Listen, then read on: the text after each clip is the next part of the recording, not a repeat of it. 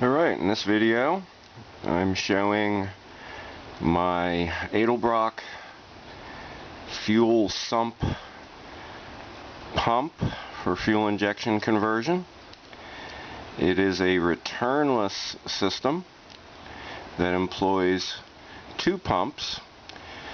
You retain your low pressure carburetor fuel pump wherever it may be, either attached to your engine or if you have an electric one installed elsewhere, and then you install their pump close to the engine, and it only has to pressurize the line to the fuel rail and the fuel rail itself, and you dead end the fuel rail.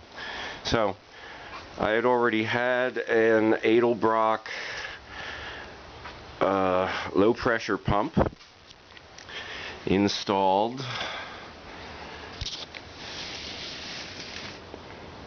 near my fuel tank. It is the quietest of the low pressure electric fuel pumps that I did a test of. I like it a lot.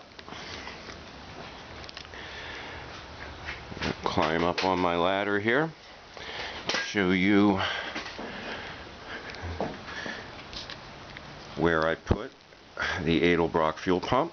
It just has a line coming in from the back of the car, fills a swirl pot or reservoir or surge tank, which then feeds a secondary tank which has your high pressure fuel pump, good to like 155 psi. There's a regulator built in underneath. All it has to do is pressurize my fuel rail down there, and I think it's just great. And I'm going to turn my pumps on. I'm not going to start the car because it's so quiet you can't actually hear it operate with the engine running.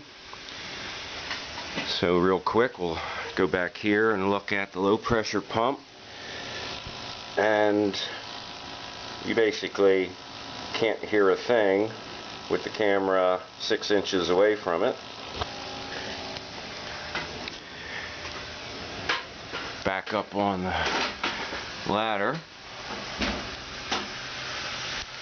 and that's the sound of the Edelbrock fuel sump system. Basically sounds like a quiet electric shaver, and I just think it's the most wonderful thing ever, and I highly recommend this as a nice simple way to hook your car up with fuel injection. You can literally deal with your entire fuel system upgrade in one afternoon, and you don't have to run any return lines back to your tank. Most people with an Opel GT would probably be best to put their pump somewhere up in the void, up in front of the car. This was extremely difficult for me to squeeze it into this area, plus I don't have for a stick shift. I use an automatic, so I don't have to worry about interference with the clutch cable. But highly recommended. Go out and get one.